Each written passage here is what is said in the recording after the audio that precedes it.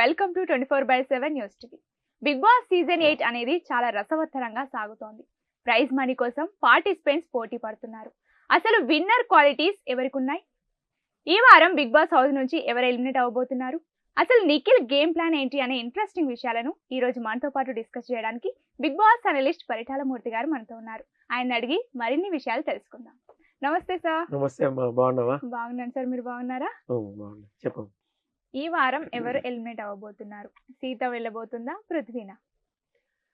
అంటే వీళ్ళిద్దరి మధ్య ఉంది. ఇప్పుడు మన లిస్ట్ లో చూసుకుంటే ఇంకా ఓటింగ్ నడుస్తుంది. ఈరోజు ఫ్రైడే.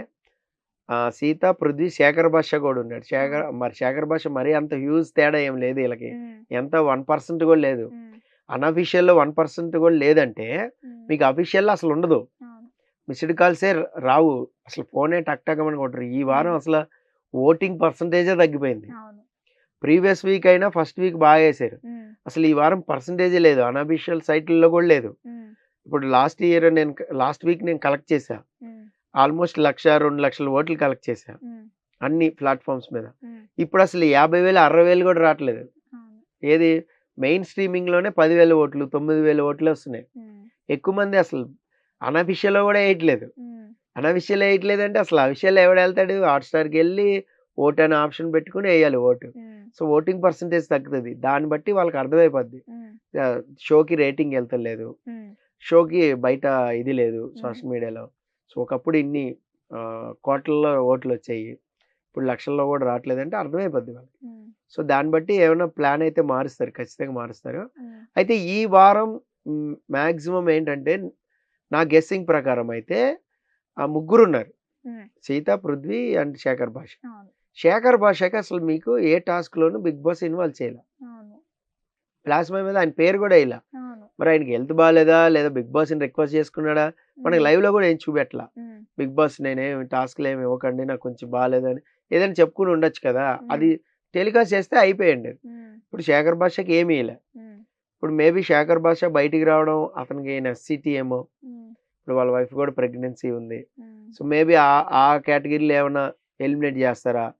లేదంటే వీళ్ళ ముగ్గురులో ఓటింగ్ తేడా పెద్దగా లేదనుకోండి, మరీ ఒక 500-600 ఉందనుకోండి, సో వాళ్ళు ఎవరినైనా ఎలిమినేట్ చేసుకుంటారు ఆ గేమ్ని బట్టి.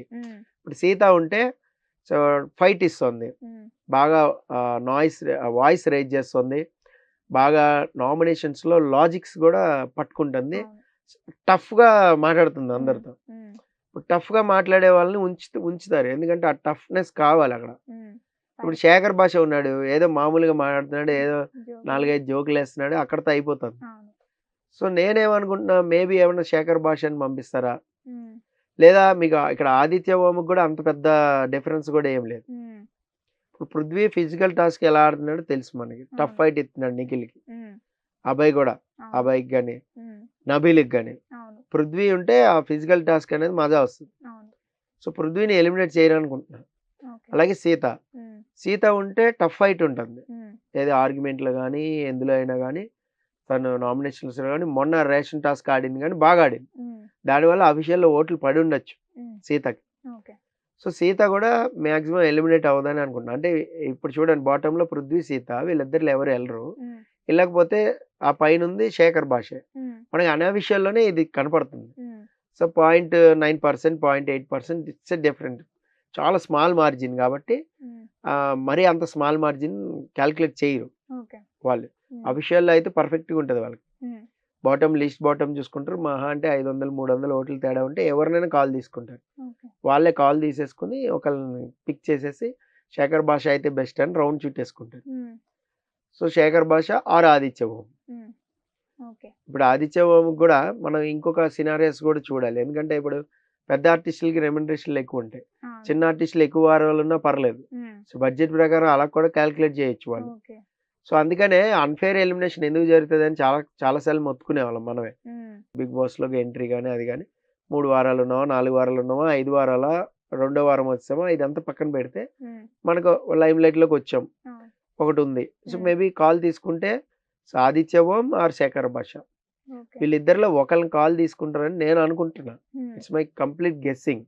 సో మిగతా వాళ్ళని అయితే వాళ్ళు ఎలిమినేట్ చేసే ఛాన్స్ లేదు. ఉమ్, నిఖిల్ని చేయరు, ఉమ్, విష్ణుప్రియని చేయరు. చేయరు. సో వాళ్ళు సేఫ్ జోన్‌లోనే ఉంటారు. ఉమ్, మణికంఠ సేఫ్ జోన్‌లోనే ఉన్నాడు. ఉమ్, సో వీళ్ళంతా సేఫ్ జోన్‌లోనే ఉన్నారు.